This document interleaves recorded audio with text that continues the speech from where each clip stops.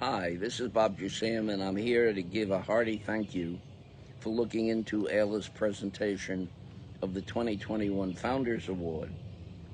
It's an honor to be thought of in the company of the 28 distinguished prior awardees as I celebrate my 53rd year of membership in AILA. Congratulations go to all the recipients of the other AILA 2021 awards. The impressive citations of your achievements confirms the basis of your well-earned recognition. There are four things I want to share this morning as we strive over the next 4 years to meet the challenges ahead. First, AILA's effectiveness has not been by accident. It has taken substantial fundraising, a close working relationship with the American Immigration Council, dogged leadership, maintaining unstinting diligence in our professional staff, and having the moderating temperament and keen insights of our executive directors. My hat is off, in particular, to Ben Johnson, who knows when to keep me in bounds. Second is recognizing reforms that we cannot achieve or have lasting if based on executive orders. As Stephen AILA recently commented in print, a chance of lasting change will come only with legislation. Working with AILA partners and the American Immigration Council, we need to use all of our convening, advocacy, and communication skills to influence Congress as well as state and local governments to provide budgetary support for the reforms AILA seeks. Third, we should focus on protecting the quality and independence of the federal judiciary at all levels. AILA and AILA chapters should have no less interest in the nominees and the confirmation process than the Federalist Society, FAIR, the American Enterprise Institute, or the Constitution Society. The judiciary is the last bulwark of enforcing the rule of law and declaring what equal protection and due process are in the immigration context. Just think back to 2016, when the president's nominee for the Supreme Court could not even get a floor vote for almost a year, and to the speed with which, in 2020, there was confirmation of Justice Ginsburg's successor. Lastly, I would like to have you hear a few of my remembrances of an earlier AILA that gave me motivation, great colleagues, and a sense of community where respect for each other never interfered when there were internal differences in getting to a yes on how to proceed with our mission. From the time of the founding in 1946 in New York, with New York lawyer Josh Kainersberg as our inaugural president, many of the first members were former INS naturalization examiners who found out on return from World War II that their so-called job security in being reappointed as examiners was not to be had. They turned to private practice. Besides Josh, Haskell Barst, Ed Dubroff, and others in New York, and for well into the 1960s, generally came from an East Coast port or populous city on the East Coast. Abe Orlo and Izzy Ostroff, both early national presidents, promoted a chapter in Philadelphia.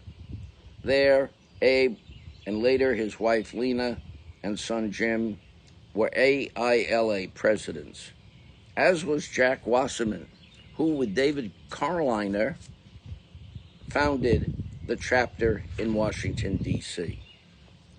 The legislation of the decade was the 1965 Act. It revolutionized U.S. immigration priority. By the way, can you believe that my first case in practice was a sixth preference investor case where the minimum investment needed was $3,000. While talking of the 60s, there was no generally available internet, fax machine, iPhone, or digital app. These did not appear till the late 80s, and even then not widely so until the 1990s. News in the law was spread to AILA by phone, in person, at chapter meetings and chapter monthly mailings. The mailing in New York provided aisograph or mimeograph copies of proposed or newly adopted regulations, new court decisions, and a newsletter with notices and often one or more articles of substantive interest. The first full-time academic, Elmer Freed, was teaching at NYU Law School in a select course on immigration law. Edith Lowenstein, another of our former presidents, for whom AILA named an annual award, prepared what was known as, quote, interpreter releases, close quote, which became our Bible, aside from her other professional duties at Freedom House in New York. AILA recruited leading immigration lawyers in other cities. To name but a few, with apologies to those not mentioned, I think fondly of Masho Nomura in San Francisco, who played a major role in founding of the American Immigration Council, Joe Minsky in Chicago, and Sam Williamson in Houston. I joined AILA, I guess it was 1968, during my second year in practice after a clerkship, when I answered the siren call of Stanley Mailman and came to be mentored by former immigration judge William V. Taffert. We had less than 400 members.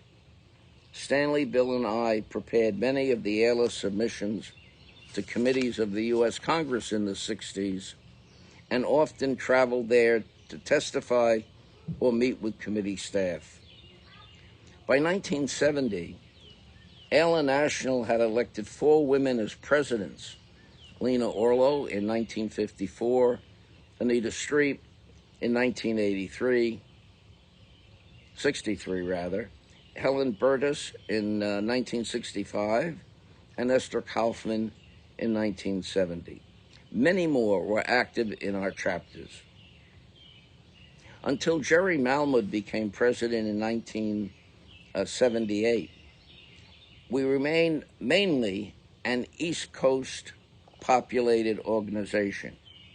He opened up our vision and pressured for holding half of our board meetings west of the Mississippi, and so we did. There was no office for the association until 1982, and all the files and communications were handed from one president to the next to be kept in the current president's office for the time being. AILA had no staff until, with Charles Foster's vision, Warren Lydon became the sole employee as executive director. He moved from Boston to a new home in Washington, D.C., which became our national office. The wrapper fax machine, a newfangled 100,000 times useful, turned out to tether him to his bedroom when the then president made late-night sendings. I stop here because I've overstayed my allotted time. The AILA mission in seeking to advance it has been a labor of love. I urge you to learn more about our history as a specialty bar association and about your predecessors, whether simply members or leaders locally or nationally. Today, we have 15,000 plus members with chapters throughout the United States, Rome, Italy, Puerto Rico, Latin America, and the Caribbean. AILA National Office has a number of oral histories and documents assembled at our 60th, 70th anniversaries. Search them out. Thank you again for listening and for the decided honor. Enjoy the convention.